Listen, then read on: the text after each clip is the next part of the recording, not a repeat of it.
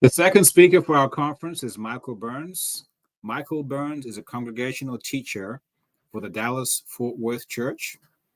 Other than God's Word, Michael Burns' thoughts and teachings and so forth has probably influenced me and my thinking regarding how we make sense of the cultural challenges that we face. Michael also has a unique way of making God's word cool and relevant. I appreciate how he brings out old treasures as well as new from God's word. One thing I like about Michael is that although he's very busy, he's been super gracious with his time. I seem to call him at all hours of the day and night or text him, and he does respond in due time. As one closely connected to Africa, Michael's involvement in Africa warms my heart. Lastly, Michael's work, as well as others, has inspired the name of our group, Image Bearers, and I seek his input on aspects of our conferences. So if there's anything you like about our conference, thank Michael. If you don't like an aspect of the conference, that's likely my doing.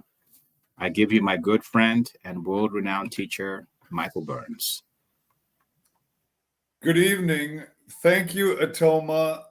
That's maybe the first time I've been called cool and relevant, or at least those words have been used in association with me. So I appreciate that. Probably overstating the case a little bit, but thank you so much. And thanks for hosting this conference. I appreciate Ben's lesson that he just finished.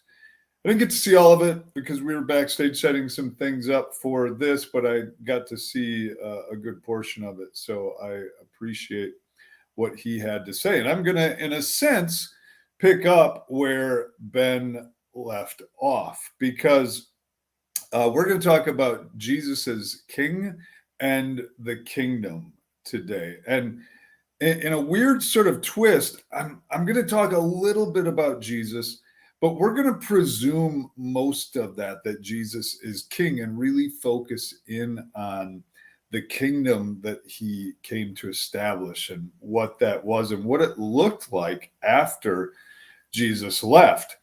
And the very idea that the message of Jesus was referred to as the gospel is a pretty strong clue of what was coming next.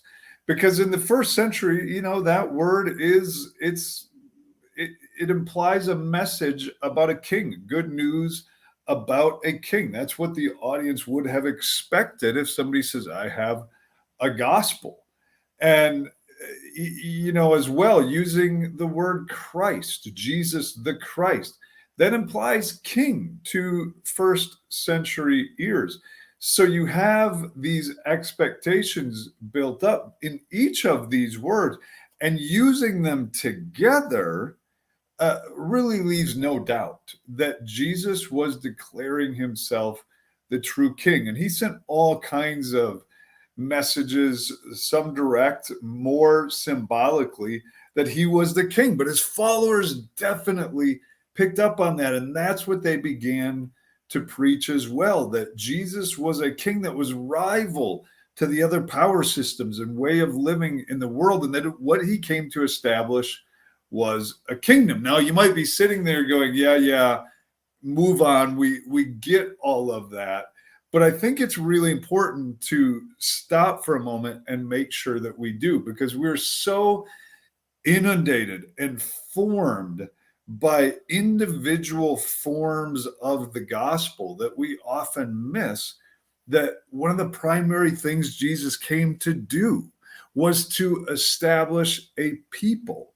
And again, we've been so formulated to think of Christianity, as Ben was talking about, kind of this privatized, I get saved and I go to heaven type message.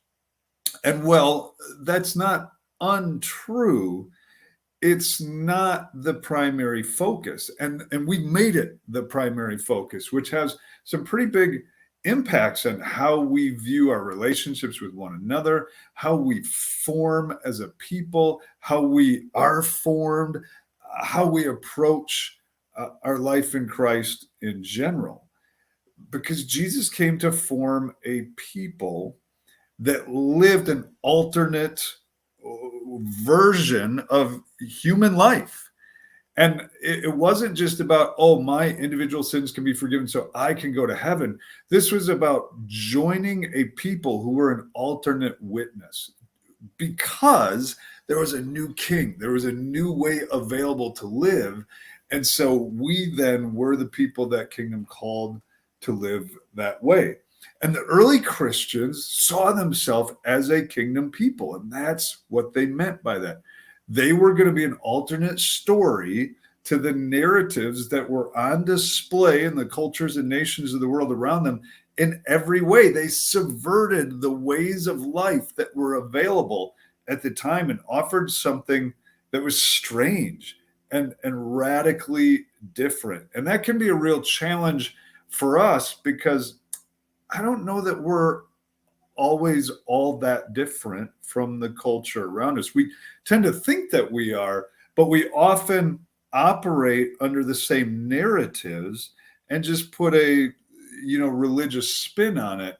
And we're not as deeply subversive as the early Christians tended to be or strove to be, because they had this new king, new kingdom, new way of life.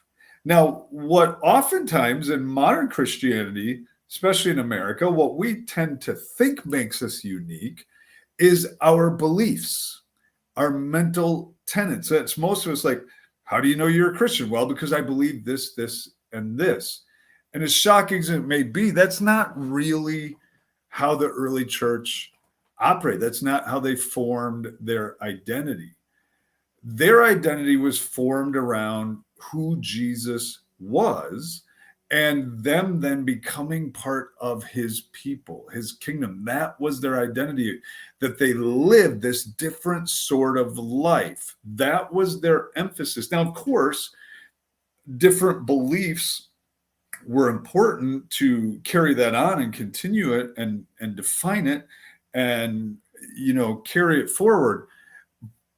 But that wasn't what formed their identity, the beliefs. That it was primarily how they lived as a people.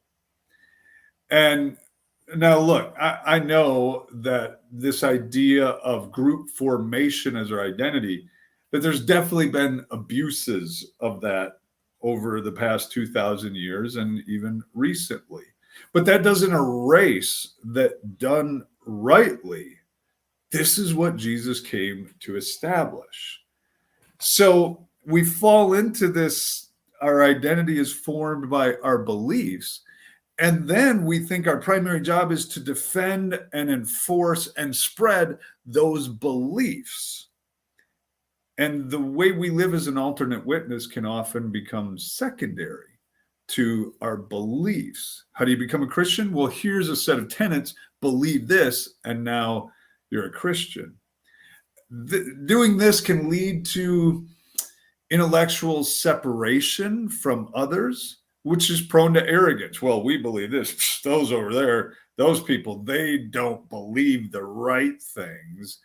And you see how being an alternate witness as a community starts to go down the list of priority.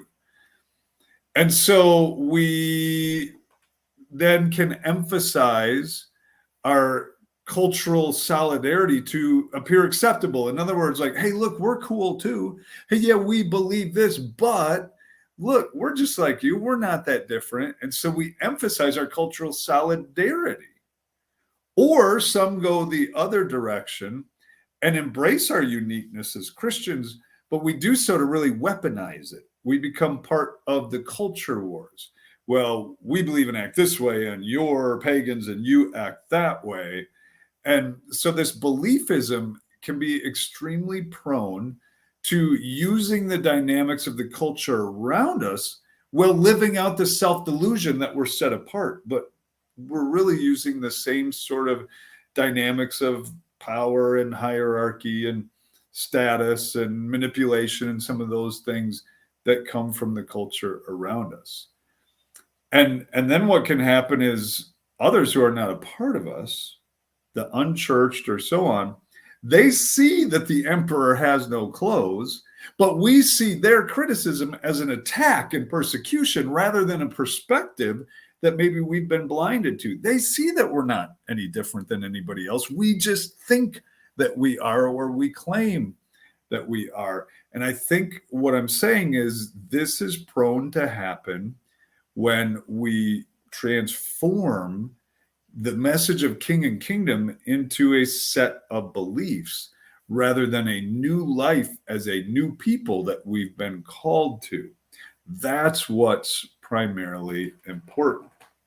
Now, if we look at, let's go back to the first century and consider some of the elements of Roman life and Roman religion so that we can look and see how the kingdom under this new king was extremely strange and very different, and their life subverted everything that the Romans valued. And in that, I think when we see their witness, I'm not going to spend a lot of time saying, now this is what we need to do. But I think it's important to understand what they did so that we can then, in our own spiritual community, start to wrestle with, gosh, do we do that? What would it look like if we were as odd as they were? If we were as focused on not fitting in and made sure that we didn't use the same cultural dynamics and values, but were truly unique. So let's look at like 7 elements real quickly of the Roman culture and religion that were pretty fundamental for their society and how they lived and what was accepted and thought of as good. One is power and success were highly valued. It's how you got around in the world.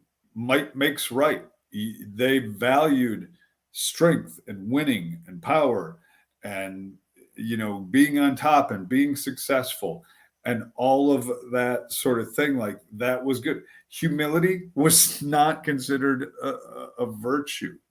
It was considered a weakness. And so that's how you survived. You did what you could to be stronger, to be better, to beat down those around you. And that was on the individual level, but also that's what Rome did. And they believed that brought good into the world. That's how good was established and preserved and protected, was through strength and might. And that leads into kind of the second point, which is they then believed that hierarchy was good. So much so to the point that Roman civil courts were not designed to protect and establish justice. They were there to preserve the social hierarchy. And so people of high status could sue and take low status people to court, but you really didn't have the reverse of that, because they felt like, yes, it was good to have people on top who had higher privilege and status and were catered to and those sorts of things. And so it started with their religious beliefs. You had the Olympians, and then you had the demigods, and then you had Caesar, who was kind of representative of the gods, and that morphs a little bit over time. But Caesar was the highest status person. And then you have classes like the senators, equestrians, decurions, on down to the tradespeople and freed people, and then at the bottom, slaves. And it wasn't like the people at the lower rungs were like, hey, this is messed up, we need to get rid of this. In fact, what they did is they would strive and fight and scrap to get just a little bit of influence, a little bit of status and power at the level that they could, and they would mimic the higher levels. And so everybody accepted that this hierarchy was good, and you were expected to do everything you could to grasp everything you could to get ahead and take advantage and move yourself up past others. This was a virtue, and it was applauded. The third element I want to talk about is in the Roman religion, the role of the worshiper, I'll use that word, was to keep the gods happy. Now, Roman religion was very different than anything we think of as religion, really pagan religions in general. There was no sense of like a close relationship with God. There was no sense that God loved you or cared for you or that you had a big passion or devotion for the God. Your role is to keep the gods happy, to placate the gods.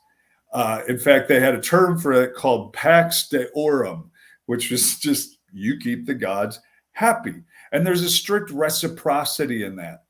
I give sacrifices. That opens up a dialogue with the God. That's the only way I could communicate with the God. I give them stuff, and then hopefully that makes them happy and they bless my life. So that's what worship was. It was giving gifts so that God would give me stuff. If I do this, God will bless my life. And it wasn't just them. That continues to be a really strong element that runs even among Christians. We tend to feel that way because it sounds right. It seems right. Like if I serve God, if I do that, shouldn't he bless me? Shouldn't my life go well? Shouldn't everything work out for me in the end? But that's what pagan religion looked like. And so you lived in fear a lot because you didn't want the gods angry with you. The fourth thing I'll talk about is that their religion and their politics were intertwined. There was no separation. In fact, if you separated yourself from Roman religion, then you were endangering everybody, because everybody as a nation had to keep the gods happy. And if some people weren't keeping the gods happy and were defying the gods, then you endangered everybody, because the gods might get ticked at Rome or wherever you lived and take it out on everyone, or stop protecting your geographic area. And so to pay homage to the gods was to trust in Rome, and vice versa. To trust in Rome and Roman politics and all of that was to be a worshiper. The fifth element I want to talk about is that they believed that Roman culture and the Roman way were the solution for the world. There was no other way. They looked down on other people. They believed they had figured it out, and that it was a good thing for the world for them to impose their strength and their culture and their way. Peace was kept through power and might and victory. That's how things got done. The sixth element is, and these are somewhat interrelated here, the religious elitism and limited access to the gods was encouraged. Now, anybody and everybody was expected to give your libations to the god, to keep the gods happy, and so on. But there was a high degree of privilege and power worked into Roman religion. If you didn't have money, you weren't getting very high up on the rung. You weren't getting very close to the gods. You couldn't do certain things. And that's where statues, temples, all these sorts of things come in. Those seem like, oh, maybe they're innocuous and they're just spaces to worship. But they also made sure that those who could move up were the rich, who could afford these statues and afford for these temples to be built, whether it was rich individuals supporting those type of building projects or a rich country. But the poor didn't really have access to those things. Priest positions in the Greco-Roman religions were power positions. They were for the rich who could pay and move up and have these high status things. So this is just how religion worked in this world. It fed into the same sort of hierarchy and systems that any part of the Roman world did. And the final one is they really reinforced Roman culture. And what I mean by that, I know we've already had a couple that talked about culture, is that there was no sense of polyculturalism. There was monoculture. There was one way to do it. And yeah, you could bring in your own gods as long as you followed Roman culture. You could have your own sort of side things as long as you embraced Roman culture as your culture. They looked down on everyone else. Everyone else to them was a barbarian, which was kind of a diss term, to be honest. It came from, like, they thought everyone else who didn't speak Latin sounded like, Latin or Greek was like bar, bar, bar, bar, bar, bar, bar. So it was like yada, yada, yada, whatever. But everyone else was a barbarian, and you were lesser if you didn't embrace the Roman culture. So that's kind of a basis of what life looked like as this gospel of new king and new kingdom breaks in. So let me spend some time now talking about how the Christians were different and offered a completely alternate way of life to that system that was considered normal, which, when we break it down, honestly, not all that different from the cultural values of today, expressed differently, but underneath pretty similar cultural values. The Christians defied all of these things. They saw themselves as a kingdom of priests. They were a kingdom under a new king with a new way of life. Modern Christians are often hesitant to be too countercultural. We don't want to look too weird. The early Christians, that's what they were all about. They embraced it. They're like, we are so strange. We are so different. Come check out this new creation way of living. In fact, a critic of Christianity in the 2nd century, Celsus, says, and there's a bit of hyperbole in his statement, but the point is clear. He said, if all men wanted to be Christians, the Christians would no longer want them. He's like, they're so focused on being different that if everybody wanted to act like them, they'd be like, oh no, we got to do something different now, because their instinct was just to be so countercultural and strange. They were unabashedly an alternate society, not in a culture war way or to gain power. It was actually through persecution and sacrifice. They were willing to take on the lowest forms, to be the dread, to give up their rights, to be thought of as weird. We have such an instinct to defend our rights, but they're like, no, we're going to do this, and we're going to become the refuse of the world. We're going to be the scum of the world, but we're going to show a different way, this kingdom way. In fact, when you think of Philippians 2, and that's, we're not going to take the time to read it here. I'm going to assume or hope that you know what I mean when I refer to that passage. And if not, you can open it up now and glance at it. But it talks about who they are to be as a group of people who put the interests of others ahead of their own and don't live according to selfish ambition. This was against every instinct of Rome. And they said, we do this because this is who Jesus was. Jesus gave up everything, down to even living as a slave and becoming obedient to death on a cross, which was the lowest form of, you have no power to your name. Nothing but shame left to you. This was their hero's song. This is crazy. It's not, people of that day, they held up heroes and they had hero songs, and here's our hero is mighty and powerful. And instead they're singing songs about Jesus who's emptying himself. This was this is who we are type of song. It made no sense. And when Paul puts that in action, he writes the church in Corinth, for an example, in 1 Corinthians. He goes through example after example and shows them how they were, even though they were wanting to follow Christ, they were still working according to the dynamics of the culture around them. They were still arguing over who was following the greatest teacher, and they were still giving advantages to rich and elite among them, and they were still subjecting brothers and sisters to some of the unjust social systems that presumed hierarchy and status, and they were splitting up their important Lord's Supper meal by social status, and they were doing all these things. And Paul says, this is not the kind of body that we are called to be. We're the kind of body who lifts up those who are of low position and recognizes that those of high position don't need to be treated specially or different. Those who need to be treated specially are those who are usually oppressed or pushed down or vulnerable in society. And he goes on in First Corinthians, he says, this is what love looks like, is to rejoice when those who are normally pushed down are lifted up, and we mourn when they are mistreated. That's what love looks like for Paul. And so he calls them to this self-emptying sort of life based on their hero and the hero song of Jesus emptying himself.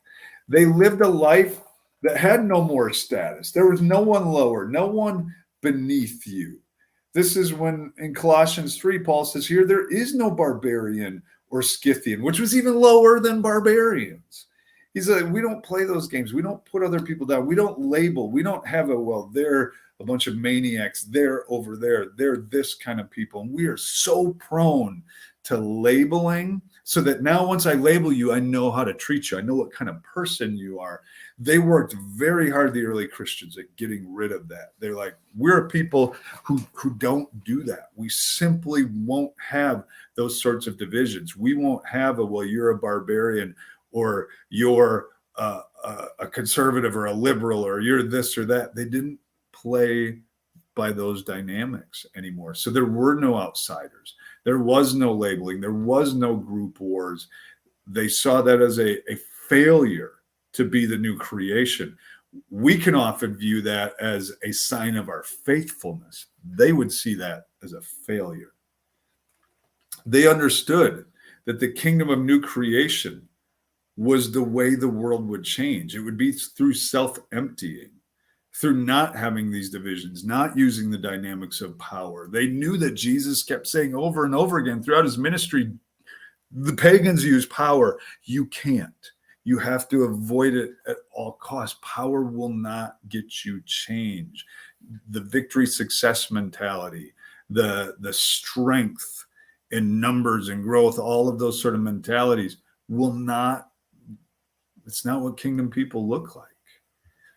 They also were subversive in the idea that, as I said, you had to have money to get ahead in Roman religion. They made sure that you didn't have to do that. Now, it's not the only reason, but it certainly fed into the fact that they didn't have temples. There were no priests. There were no statues. There were no buildings, because those things invited influence of money in. So the early Christians avoided those things. Because as soon as you start saying, now I'm not saying it's bad to have buildings automatically, don't go too far and twist what I'm saying here. But I do think there's value in thinking about that. Like, do we invite the dynamics of influence of money and some of those things? And by doing some of the things that we don't even question anymore, we don't even think about, we don't go, wonder if we should do that. And it always reminds me of that great line Dr. Ian Malcolm says in the original Jurassic Park, and he said, they spent so much time thinking about if they could. They didn't stop to think if they should do it. And I think that's important to think about some of the things, if we should do it or not. So they kept status and hierarchy out. They even their roles of responsibility and leadership had humbling titles of service and low status, servant, waiter, shepherd, things like that. They thought they had to be an alternate witness, and so that was very important. Now, that changed quickly in the church over time, and you start to see the dynamics of power and importance and all those things seep back in. And this shouldn't lead us to be like, oh, we've let this in, let's just burn it all down. That's not how Paul approaches it in 1 Corinthians, but he does say you need to examine yourselves. Are we being the body that we're called to be? This is really hard, painful work oftentimes. Another element of Christianity, you didn't have to be in front of God to worship him.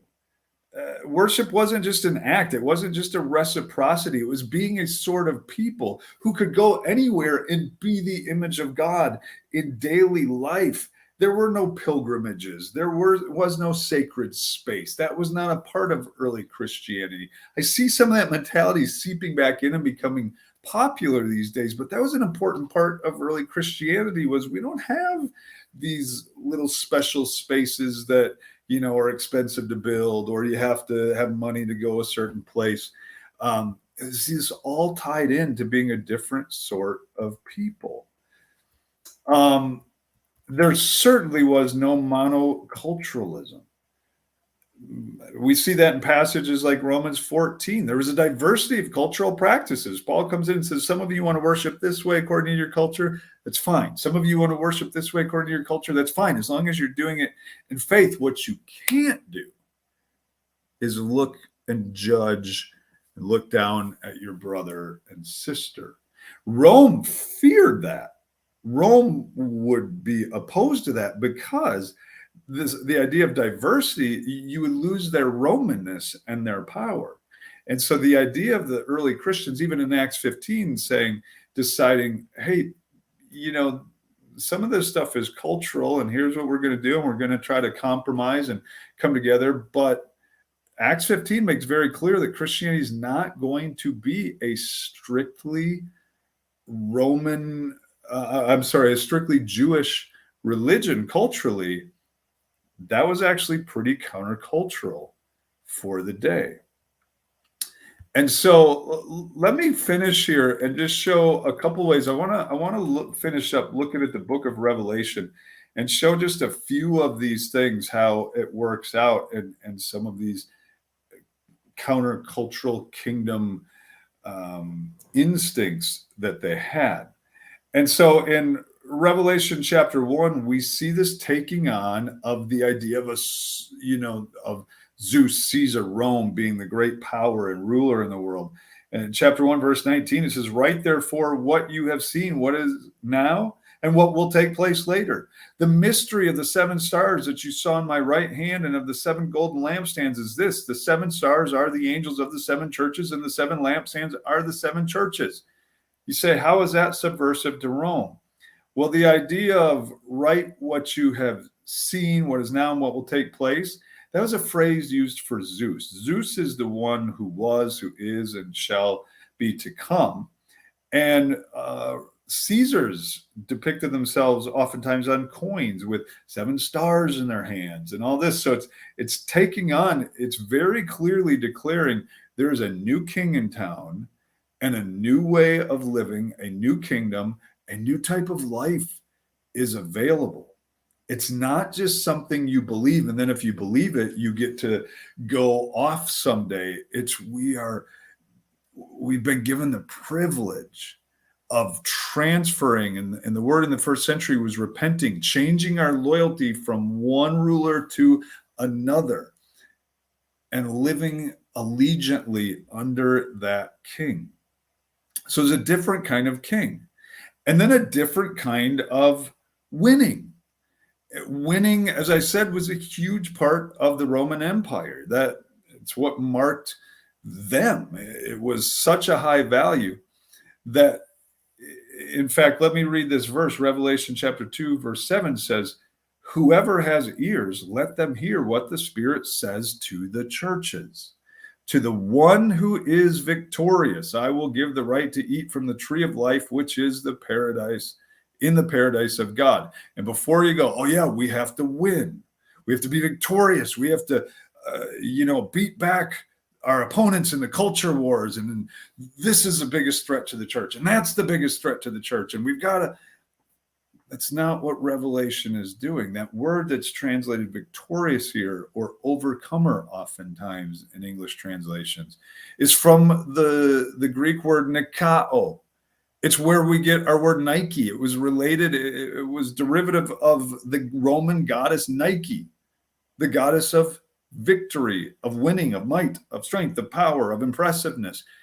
Nike was a slogan. It was the brand of Rome. And so it's kind of ironic that Nike is so popular again today, because you had representations of Nike everywhere.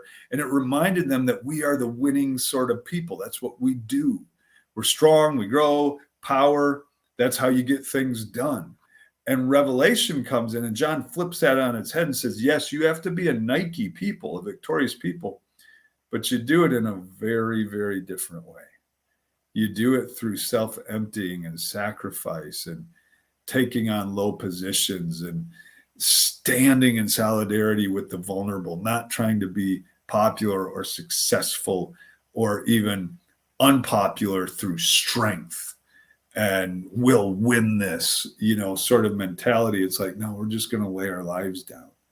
And we might get mocked, we might get persecuted, but we will stand with those in need. It was a different kind of Nike. Where do we see this most clearly? In Revelation 5.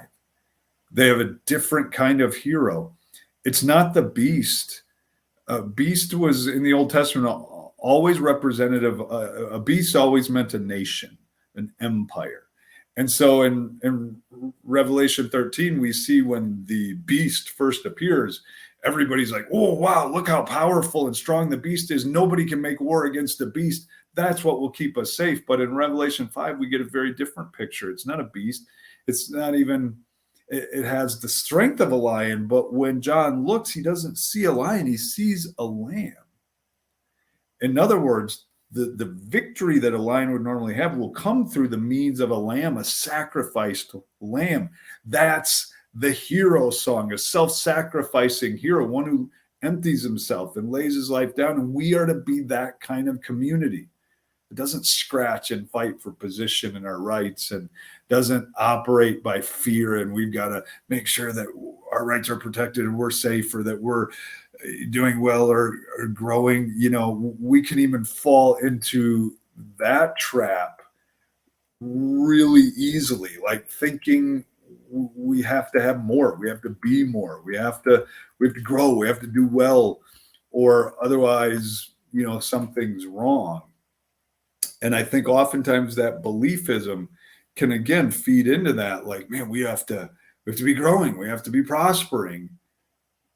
But the loser mentality, the sacrificing mentality that we see in the New Testament and Revelation says, no, that's not always the case. We don't have to fear those things or worry when we go through struggles or things aren't working out well. That's right where we're supposed to be oftentimes. That's what it looks like to be this kingdom people, because we're not trying to get ahead in the world. We're trying to demonstrate the new way of living that is fast approaching, is now here, but also approaching. So we have this new king with a different kind of Nike, a different kind of victory, a self-sacrificing hero. And the rest of Revelation goes on to show that it shows empire for what it is, because the people of the first century were as prone, the Christians of the first century were as prone to fall in love with the values of empire as we are today. And they had to be reminded of what the kingdom looked like.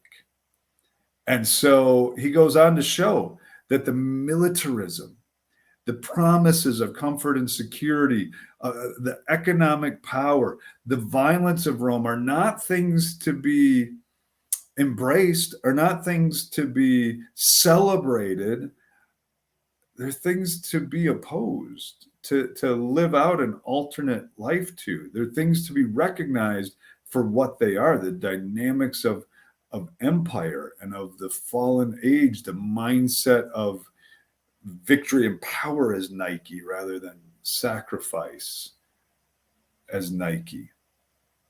So we're to offer the alternative way of living, be a new creation people, be a kingdom people. That is our primary mission. And this is important because if we think that just evangelism, rank evangelism, getting people to believe what we believe is our main mission, if evangelism supersedes this mission of being the kingdom people, it can become the point, just evangelism itself, and we fail to be an alternative people living by alternative dynamics. And because evangelistic mission can operate through the dynamics of the old creation of power, might, hierarchy. So it's important to couch evangelism within this vocation of being the new people. And I want to finish in this passage, the message to the church. How should we respond to all this? How do we be a different sort of kingdom? And this is, again, I'm not going to offer like this is ABC, then what we must do. This is what the early Christians were called to figure out, to wrestle with. And so I'm going to read this and say, this is what we're called to figure and wrestle with. Like, what does this look like? Revelation 18, verse 1, after this, I saw another angel coming down from heaven. He had great authority, and the earth was illuminated by his splendor. With a mighty voice, he shouted, "Fallen, fallen is Babylon the Great." In other words, every empire will fall. She has become a dwelling for demons and a haunt for every impure spirit, a haunt for every unclean bird, a haunt for every unclean and detestable animal. In other words, he's really driving the point home. This is old creation stuff. Don't fall for it. Don't fall for these dynamics. We have to be a different sort of kingdom. And he continues, for all the nations have drunk the maddening wine of her adulteries. The kings of the earth committed adultery with her, and the merchants of the earth grew rich from her excessive luxuries. Then I heard another voice from heaven say, "Come out of her, my people, so that you will not share in her sins, so that you will not receive any of her plagues, for her sins are piled up to heaven, and God has remembered her crimes." He's not saying just pull out and go into the desert and become a little bubble people that doesn't interact with the culture. That's clear through the context. They are living out as a witness in the midst of it, taking the abuse of being a different sort of people. Rome was not happy when they subverted Roman way of life, again, because they felt like that's not patriotic, that's treasonous, that endangers us all. Rome is the way that you live. These are the values you live by. And we think it's possible, oh, we can be Christian and fit in our culture really well. Yeah, we do that when we are living out a sort of Christianity as individuals that still gives room to operate largely by a lot of the dynamics that are accepted in the culture. You watch, when we truly reject those things, what comes is marginalization, ostracization, persecution. And then the rubber meets the road. How do we respond to that? By fighting for our rights, by we got to stand up for ourselves, or we're going to be annihilated. We've got to gain power back. That's what so many Christians and Christian nationalists, that's the instincts that they've done. But the kingdom sort of people are called to an entirely different witness.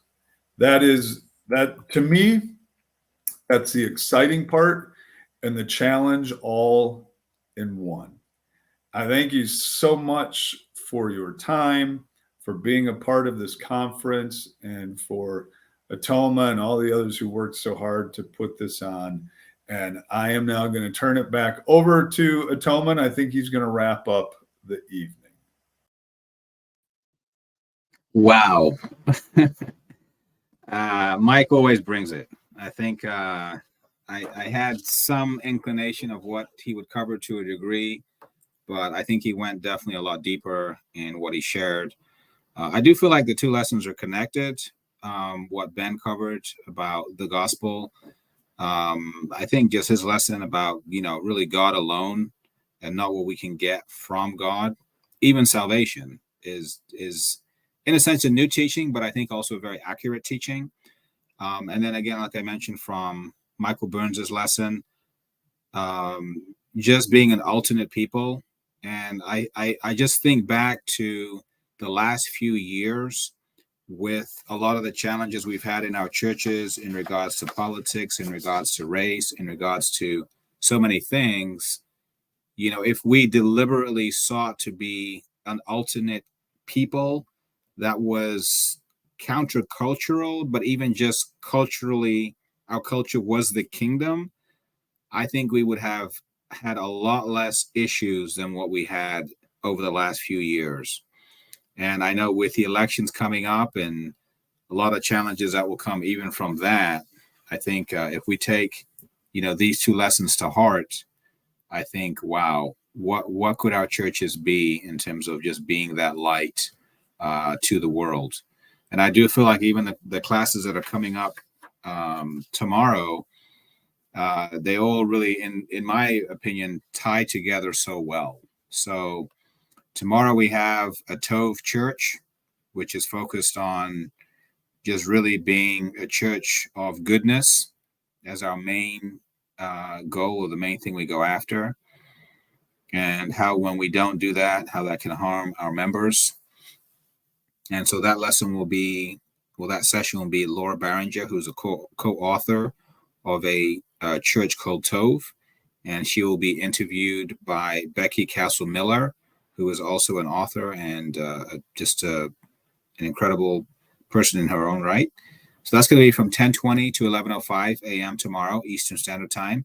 After that, Kevin Holland, we have a pre-recorded lesson that we will be watching, and that is Communion in Christ's Body. That's from 11:10 to 11:55. And prayerfully, that lesson will help us understand that communion is not just me looking at my last week and, hey, was I righteous in this area, blah, blah, blah, individually, but also thinking about the rest of the church and how we can look out for our brothers and sisters. That is part of how we should be thinking about communion.